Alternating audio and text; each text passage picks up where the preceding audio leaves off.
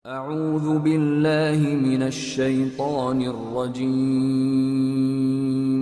بسم الله الرحمن الرحيم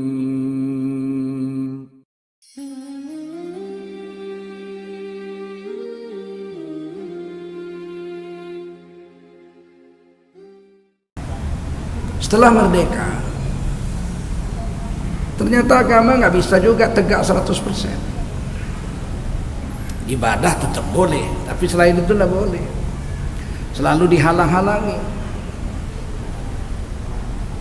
Ketika Indonesia merdeka tanggal 17 Agustus 1945, 3 minggu kemudian, tanggal 7 sampai 9 September 1945, hanya 3 minggu setelah Indonesia merdeka, ulama-ulama membuat kongres umat Islam pertama di Yogyakarta. Ketua kongresnya Kiai Haji Hashim Asy'ari, kakeknya Gus Dur, pendiri Nahdlatul Ulama. Kumpulan ulama-ulama membuat kongres umat Islam pertama 1945 tanggal 7 sampai 9 September, hanya 3 minggu setelah Indonesia merdeka. Dibuatlah keputusan kongres, umat Islam membentuk satu partai politik, satu-satunya, namanya Majelis Syuro Muslimin Indonesia, disingkat MASYUMI. Kenapa udah merdeka mau bikin partai politik? Karena mau menjalankan agama 100%. Sebab kita 90%. Masih ada 10% lagi yang bukan orang Islam. Tetapi pemilu tidak dilaksanakan oleh Bung Karno segera mungkin. Pemilu baru bisa digelar pada tahun 1955, 10 tahun setelah Indonesia merdeka. Karena kesulitan ekonomi, juga masih agresi Belanda pertama, agresi kedua, banyak sekali permasalahan, pemberontakan daerah karena ketidakadilan pusat. Karena pusat nggak menggaji pegawai daerah, ya berontaklah daerah. Hampir seluruh Indonesia memberontak lawan Bung Karno. Tahun 1955 barulah berhasil dibuat pemilu pertama. Bung Karno punya partai sendiri, namanya PNI, Partai Nasionalis Indonesia. Umat Islam punya partai satu-satunya, Majelis Syuro Muslimin Indonesia MASYUMI. Menjelang pemilu itu, tahun 1952, datanglah beberapa orang anak-anak muda PKI, Partai Komunis Indonesia, DN Aidit dan kawan-kawannya ke rumah Bung Karno. Bung Karno nggak punya rumah, karena Bung Karno seumur hidup perjuangannya di penjara, dibuang, di penjara, dibuang. Walaupun beliau arsitek, sempat menggambar gedung sate di Bandung. Kalau kita lihat gedung sate di Bandung, itu gedung kebanggaan orang Jawa Barat. Itu yang menggambarnya itu Bung Karno. Tapi setelah itu tidak sempat, dibuang ke Lampung, dibuang ke Bengkulu, dibuang ke Brastagi, dibuang ke Digul, dibuang ke NTT sana Endeh. Capeklah dibuang Bung Karno, nggak sempat cari makan. Ketika jadi presiden nggak punya rumah. Diberilah rumah oleh seorang pedagang Arab yang kaya, namanya Faraj Martak. Rumah di Menteng, bayangin tuh. Di tempat Tugu Proklamasi sekarang, tempat dibacakannya teks proklamasi di Pegangsaan Timur 56. Situlah Bung Karno menerima tokoh-tokoh muda PKI, yang waktu itu PKI ditekan habis. Karena 3 tahun setelah Indonesia merdeka, tahun 1948, PKI memberontak. Di Madiun pimpinan Musso, afiliasinya ke Rusia, waktu itu namanya Uni Soviet, belum berafiliasi ke Cina, belum. Nah, di situ dihabisi, mati semua, dibunuh oleh Bung Karno dan Hatta. Sebagian kecil melarikan diri ke Soviet. Kenapa PKI memberontak tahun 1948? Karena PKI tidak mengakui kemerdekaan Republik Indonesia 17 Agustus 45. Mereka memang tidak pernah mengutus wakil-wakil partai PKI. PKI berdiri tahun 1920, udah 100 tahun. Menjelang merdeka tahun 45 itu PKI nggak mau mengutuskan orangnya, sebab memang nggak mau merdeka dia. Ketika Jepang membentuk Dokuritsu Jiumbicho Sakai yang disingkat BPU PKI, Badan Persiapan Usaha Kemerdekaan Indonesia, pemimpinnya adalah Dr. Rajiman, anggotanya ada Bung Hatta, ada Bung Karno, situ ada Ketua NU Wahid Hashim Asy'ari, anak bapaknya Gus Dur, dan lain-lain. Situ ada 40-an orang. Tidak ada satupun orang PKI diutus, nggak mau. Ketika panitia ini diperkecil menjadi PPKI, Panitia Persiapan Kemerdekaan Indonesia, 9 orang, ketuanya Bung Karno, anggotanya ada Bung Hatta, situ ada dari Muhammadiyah Ki Bagus Hadikusumo, ada dari NU Wahid Hashim Asy'ari, ada orang Kristen dari Timur Dr. Maramis, ya, ada utusan aliran kepercayaan, ketua pendiri Taman Siswa Ki Hajar Dewantoro, tapi PKI nggak ada. Disitulah dicetuskan Bung Karno pada tanggal 1 Juni 1945 Pancasila, dalam keadaan masih primatur lah, ya, ketuhanan itu nomor 5, ada nasionalisme, ada kebangsaan, ya, nasionalisme, tapi ketuhanan itu nomor 5, sangat sederhana sekali. Itu baru dicetuskan, belum jadi apa-apa itu. Barulah tanggal 22 Juni, 21 hari kemudian, muncullah Piagam Jakarta. Piagam Jakarta itulah Pancasila itu berubah menjadi 5 sila yang lebih rapi dan disepakati oleh 9 orang, tuh teken semua. Yang pertama, ketuhanan, dengan kewajiban menjalankan syariat Islam bagi pemeluknya. Itu yang pertama. Yang kedua, kemanusiaan yang adil dan beradab. Ketiga, persatuan Indonesia. Keempat, kerakyatan dipimpin oleh hikmat kebijaksanaan dalam permusyawaratan / perwakilan. Kelima, keadilan sosial bagi seluruh Indonesia. Itu pembukaan Undang-Undang Dasar waktu itu, namanya Piagam Jakarta, 22 Juni. Ketika Indonesia merdeka 17 Agustus 1945, pada tanggal 18 Agustusnya diumumkanlah Undang-Undang Dasar yang dipakai adalah Undang-Undang Dasar 1945 sebagai undang-undang sementara sampai dibentuknya pemilu dan ada MPR yang akan membuat Undang-Undang Dasar baru. Jadi Undang-Undang Dasar 45 itu undang-undang sementara awalnya. Paham sampai sini? Tapi Pancasila yang ada di Piagam Jakarta itu 7 katanya dihapus. Tidak dilakukan sidang yang 9 orang itu. Penghapusannya itu dilakukan dengan lobby. Bung Hatta diminta jumpa Ki Bagus Hadikusumo agar 7 kata itu dibuang di luar sidang. Maka Bung Hatta jumpa Ki Bagus Hadikusumo di luar sidang. Ki, ini usul Indonesia Timur, kalau bisa ketuhanan, dengan kewajiban menjalankan syariat Islam bagi pemeluk-pemeluknya, 7 kata itu dicoret. Kata Ki Bagus Hadikusumo, lebih baik nggak usah merdeka kalau begitu. Masa orang Islam mau menjalankan syariatnya nggak boleh? Itu terjadilah dialog.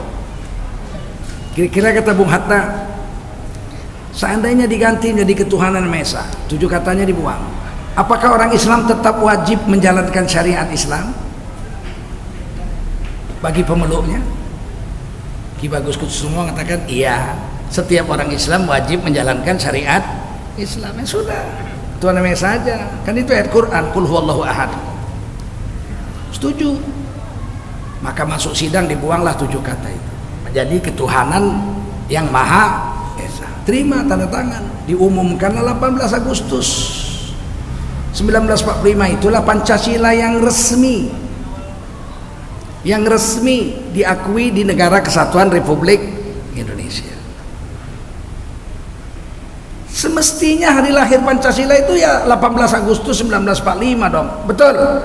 Yang lain kan itu proses. Kok tiba-tiba sekarang jadi hari kelahiran Pancasila itu tanggal 1 Juni? Belum lahir kok. Kan belum lahir, baru prematur. Ibarat pengantin baru berhenti haid 2 hari. Ya enggak? Mas, aku udah berhenti haid. Waduh, berarti hamil ya. Belum periksa ke dokter pun. Jangan-jangan cuma terlambat datang bulan. Oh, tiba-tiba jadi hari lahirnya. Ini perlu dikoreksi. Betul? Jangan ngomongin ditangkap. Ini perlu koreksi, bos. Boleh kita berdialog tentang urusan ini. Yang resmi itu yang 18 Agustus. Itulah yang disepakati oleh bangsa ini. Berdirilah negara kita. Falsafah negaranya Pancasila, semboyannya Bhinneka Tunggal Ika.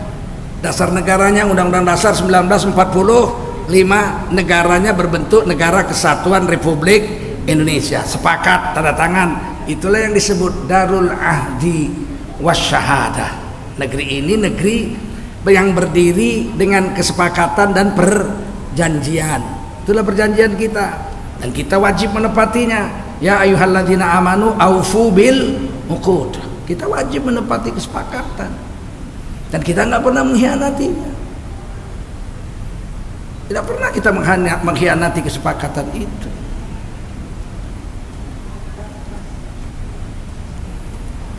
Pada tahun 1948 tiba-tiba MUSO PKI berafiliasi ke Soviet mengumumkan kemerdekaan negara Rusia Raya di Madiun. Dan disitulah MUSO berpidato. Kemerdekaan Republik Indonesia 17 Agustus 45 adalah kudeta kaum borjuis yang gagal. Jadi kita dianggap mengkudeta kekuasaan Jepang, mengkudeta kekuasaan Belanda. Borjuis itu orang-orang berpendidikan, bangsawan-bangsawan gitulah. Bukan rakyat, bukan proletar. Komunis kan dia proletar, nggak ngaku borjuis dia. Itu kemerdekaan 17 Agustus adalah kudeta kaum borjuis yang gagal, yang dipimpin oleh Quisling Jepang. Quisling Romusa, mandor Romusa, antek-antek Jepang. Itu pidatonya dijawab sama Bung Karno. Rakyat Indonesia ikut Bung Karno Hatta atau ikut MUSO? Ternyata rakyat Indonesia ikut Bung Karno Hatta. Republik Indonesia dihabisin, mati semua. 1 bulan aja itu negara Soviet berdiri, habis, sisanya lari ke Soviet. Tahun 1948 PKI musnah di Arab. Apakah mereka habis di muka bumi ini? Tidak. Tahun 52 datang ke rumah Bung Karno, anak-anak muda PKI, DNAID dan lain-lain. Ngobrol sama Bung Karno sampai pagi. Entah apalah yang dibicarakan. Mereka lah yang tahu sama Allah, ya enggak? Bung Karno memberi kesempatan. PKI ikut pemilu 1955. 1954 mereka kongres PKI. 1955 dia ikut pemilu nomor 4, juara pemilu dari 100 partai, juara 4 PKI. Itu sudah dibasmi tahun 48. 7 tahun kemudian juara 4. Menjelang pemilu itu Bung Karno naik haji. Tokoh-tokoh NU naik haji. Entah apa pula yang terjadi lobby di Mekah, pulang-pulang NU keluar dari Masyumi. Padahal yang membuat Masyumi itu Yai Hasyim Asy'ari, satu-satunya partai Islam itu Masyumi. Tapi pulang naik haji menjelang 55, NU keluar dan membuat partai sendiri, terpisah dari Masyumi. Adalah muncul partai Islam yang kedua, partai NU. Pemilu 55 hasilnya MPR, namanya konstituante. PNI Bung Karno nomor 1 58 kursi. Majelis Syuro Indonesia nomor 1 juga 58 kursi. Imbang mereka. Nomor 3 Partai NU 30 kursi. Dan nomor 4 PKI dengan 28 kursi. Hanya beda 2 kursi dari NU PKI. Udah dibasmi tahun 48. 2 tahun kemudian 1957 pemilihan daerah DPRD. PKI nomor 2. Jangan main-main kerja PKI ini. Jangan kalian pikir PKI ini sudah dibasmi tahun 48 terus hilang musnah. Begitu dikasih kesempatan, MPR-nya nomor 4, tahun 57 daerahnya nomor 2. Masuklah PKI ke dalam kabinet Bung Karno jadi menteri, DNID sama sekjennya nyoto. Bung Hatta keluar. Bung Hatta coba nasihati Bung Karno, nggak mau. Akhirnya Bung Hatta menulis surat berhenti dari wakil presiden. Nggak mau Bung Karno, mana bisa orang beragama kerja sama PKI. Dan PKI itu tahun 48 udah nikam kita dari belakang, kata Bung Hatta. Waktu itu Bung Hatta Perdana Menteri. Maka Bung Hatta itu dituduh sebagai bandit berbaju putih yang membunuh PKI, dan PKI katanya nggak bersalah, Hatta yang bersalah. Pandinya PKI memutar balik. Bung Karno menerima pemberhentian Bung Hatta itu dan tidak memberhentikan PKI dari menterinya, milih PKI daripada milih Bung Hatta. Kan gitu kasarnya. Bung Hatta berhenti jadi dosen di UGM di Jogja. Itu pun akhirnya dilarang mengajar di UGM.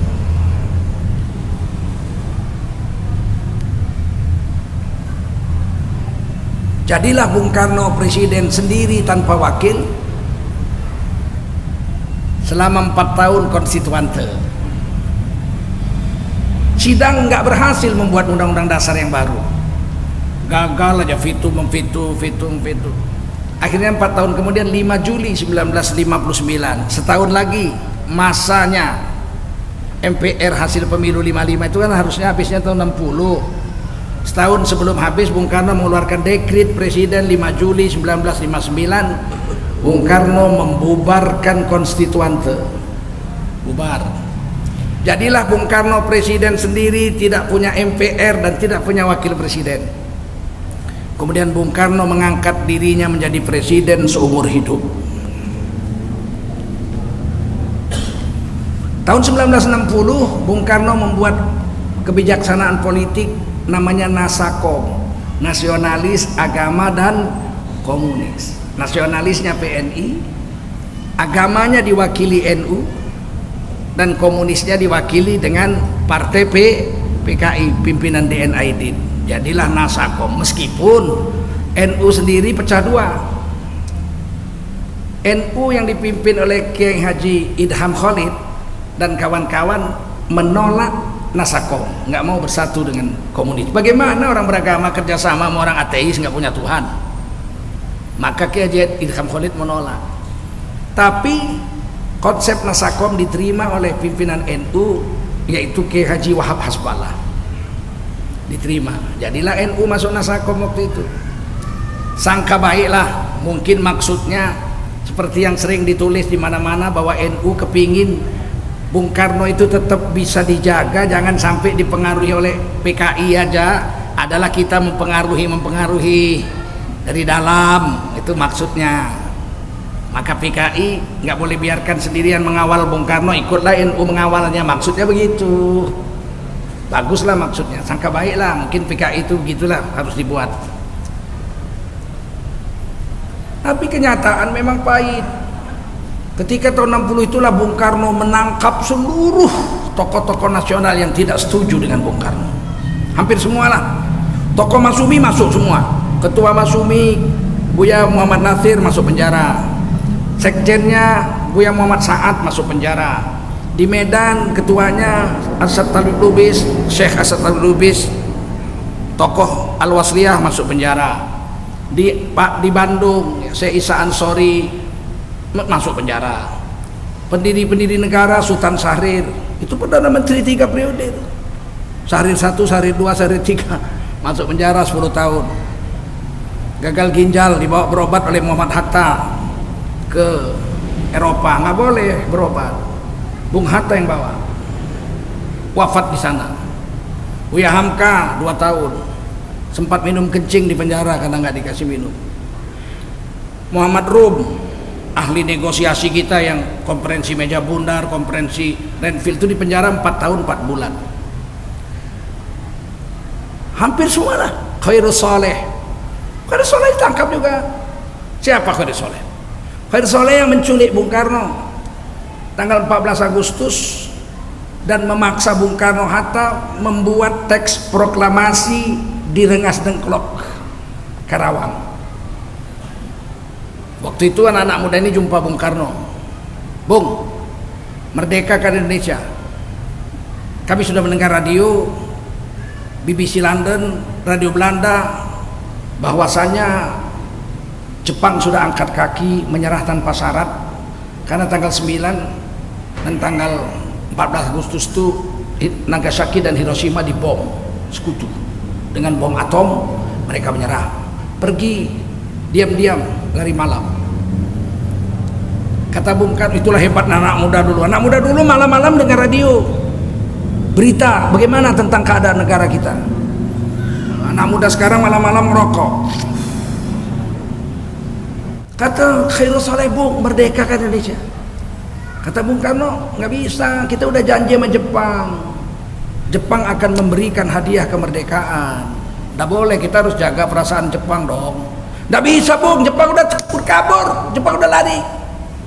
Tapi ditangkap Bung Karno, masukkan mobil, dibawa ke Rengas Dengklok, dikunci dalam kamar. Kalau nggak selesai teks proklamasi tidak bisa pulang, dikunci. Siapa yang kunci? Khairul Saleh dan kawan-kawan. Keluarlah teks proklamasi itu. Merdekalah Indonesia 17 Agustus. Khairul Saleh di penjara juga tahun 60.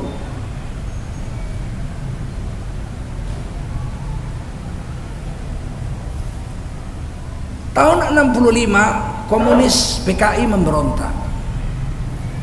Dan yang paling cilakanya, yang paling banyak dibunuh PKI itu adalah para kiai-kiai NU. Tengok jahatnya orang ini coba. Orang yang sangka baik dengan mereka disembelihi habis.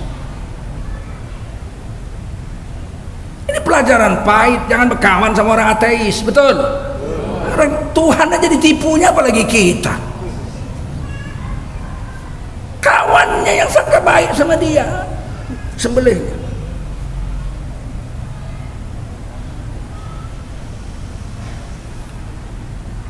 Kemudian PKI dibersihkan. Ketika itu jenderal mati semua, yang penting-penting. Pak Harto jenderal yang selamat, nggak penting. Pak Harto itu jenderal yang tidak penting waktu itu. Dia tidak masuk dalam elit angkatan darat. Beliau dikasih pangkat yang tidak punya apa-apa, pangkat buangan. Bung Karno menciptakan satu divisi baru namanya Pangkostrat, Panglima Komando Strategis Angkatan Darat. Tapi gak dikasih pasukan, memang gak ada pasukannya. Cuma dikasih kantor, dikasih mobil jeep, kasih ajudan, kasih tukang ketik, dikasih penjaga kantor. Itu aja, gak ada apa-apanya. Makanya beliau tidak masuk kelompok yang dicoret. Dia udah masuk namanya dicoret sama pimpinan PKI. Ini nggak penting, nggak guna, nggak ada pengaruh, coret. Ketika mati 7 jenderal itu, Jenderal Nasution ditembak pahanya, anaknya mati. Adik Irma Suryani Nasution mati, dibunuh, syahid. Jenderal Nasution loncat pagar, di sebelahnya itu Angkatan Laut, Laksamana Angkatan Laut, rumah beliau. Loncat pagar, ditembak, jatuh ke seberang sana, kena pahanya. Maka setelah terjadi malam itu, Nasution beberapa hari sembunyi, kemudian datang ke kantornya Pak Harto, divisi Kostrat. Kalau Pak Harto PKI seperti yang dituduh oleh orang-orang PKI sekarang, pastilah Jenderal Nasution dibunuhnya, ya enggak? Datang ke kantorku, dor, ya enggak? Yang kena baru paha, yang ini kepala, dor, habis. Tanam di belakang kantor, nggak ada yang tahu. Tapi kan tidak. Kata Jenderal Nasution, kamu pimpin ini pembersihan PKI ini, nggak punya pasukan. Pak Harto minta tolong ke RPK, pimpinannya Sarwo Edi. Waktu itu ada 3 kompi mereka itu, sekarang sudah 4. Waktu itu 3. Kata Pak Harto, PKI sudah mengumumkan, waktu itu PKI sudah mengumumkan di radio RRI mengambil alih kekuasaan Dewan Revolusi. Rakyat udah tahu semua karena mereka udah ngomong di RRI. Kata Sarwedi, siap.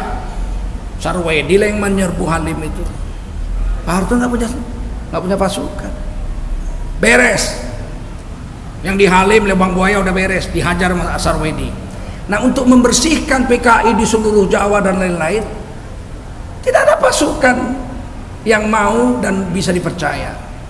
Tampillah Siliwangi. Waktu itu panglimanya HR Darsono. Saya siap. HR Darsono dengan Sarwedi lah melakukan pembersihan komunis itu. Setelah aman, ngadap Bung Karno. PKI telah memberontak, bubarkan. Nggak mau Bung Karno. Bagaimana membubarkan PKI? Mereka banyak, 6 juta. Pemenang pemilu nomor 4. Tapi Masyumi pemenang pemilu nomor 1, 13 juta, dibubarkan tahun 60.